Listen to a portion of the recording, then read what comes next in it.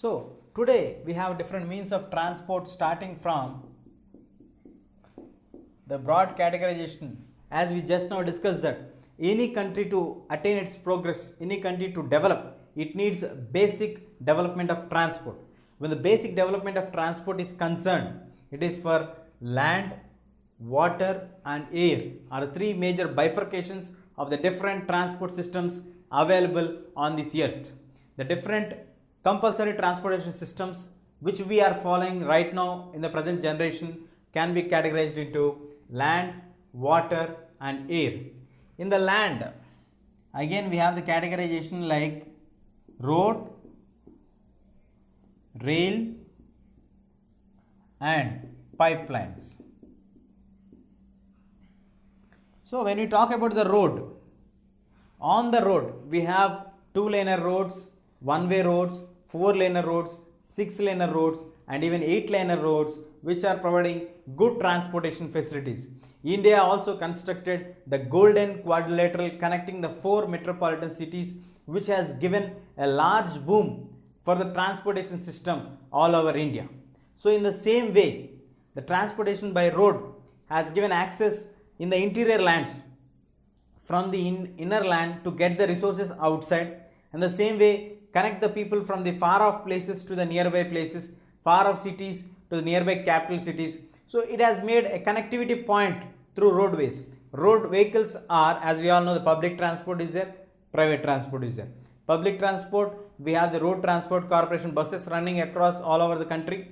We have private cabs, private individual vehicles. All these things come under the category of road transport. And moving on to rail. When it comes to the rail transport, in rail, we all know that Indian Railways is the largest railway network in the entire world, which has been having more than 67,000 kilometers of length all across India.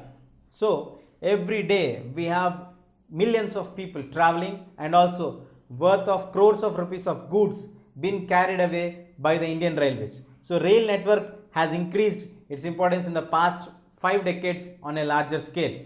Prior to this, the Britishers who initially established the rail network in 1853, the first railway line was laid from Mumbai to Thane in 1853, which gave, actually their intention was to carry the raw materials from the interior land areas to the port areas.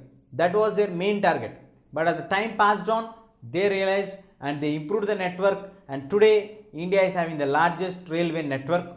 And coming to understand the pipelines, through pipelines we can transport oils, we can transport water, whatever is required in a closed circuit we can transport that through the pipelines. In India we don't have much pipeline network when it comes to roadways and railways in competition.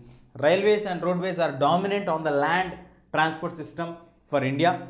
And coming to water, again in water we have two types. One is inland, the next is overseas.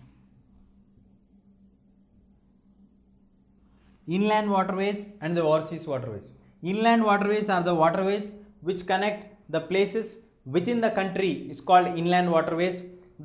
Which connects our country to the other countries is called as overseas waterways.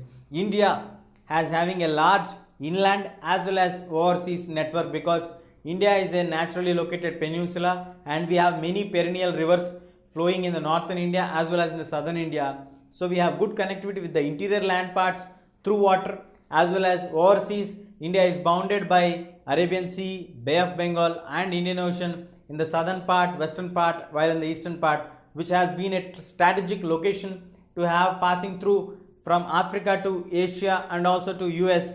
So towards the west and towards the east we have good connectivity through waterways. So overseas trade is also playing a very good advantage for Indians. India is also having a very good overseas trade and inland waterways. And coming to the lastest means of transport, that is airways.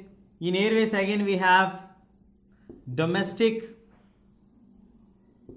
and international.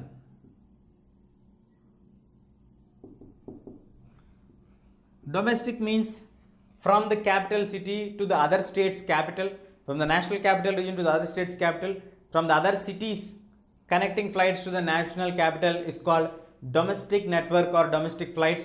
When it comes to the international, in the international we have connectivity from our national capital and the metropolitan cities to the other nations capitals and the other important cities. From one country to another country is called international flight. So we have domestic flights as well as international flights. In domestic flights we have nearly 20 to 25 domestic airplanes, aerodromes, while international aerodromes we have nearly 6 international aerodromes.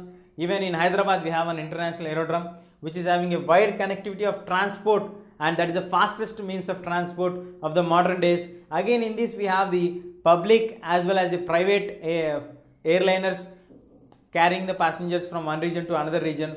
So in this way India is having a large diversity of transport. Though India is having large diversity of physical divisions, large diversity in language, large diversity in culture, but still India has been playing a dominant role on the overall scenario what's happening, and this proves to be a very good when it comes to the transportation system of India. India is having a good road transport, rail transport, water overseas transport, and domestic and international transport, covering India to be a very good place of transportation connectivity, which is a basic requirement for any country to develop its industries and to make the things to travel, especially the raw materials from one corner to another corner, because that is a basic thing for the factories to develop. As I mentioned earlier, factories will develop only when we have a good transport system. Once the factories develop, automatically that starts to provide employment opportunities for its people, those are staying around.